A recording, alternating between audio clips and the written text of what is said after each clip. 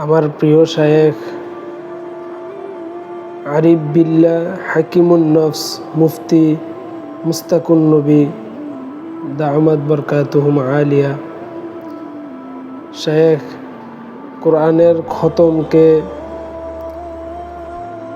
রমাদান মাসের সাথে অত্যন্ত গুরুত্বের সাথে তুলনা করেছেন। আমার এক প্রিয় ছাত্র আমার হাতে জীবনে প্রথমবার যে বায়াত হয়েছে এরকম একটা আলেমী দিন গত রমজান মাসে 30 শতক ডেইলি একটা পরে আমি এবার পাবন্দি লাগাইছি না 30 শতক পড়া যাবে না, এবার পড়তে হবে 10 শতক। আল্লাহর কসম, আল্লাহ রমজান দিয়েছেন শুধুই কোরআনের জন্য। বলেন রমজান দিয়েছেন কি?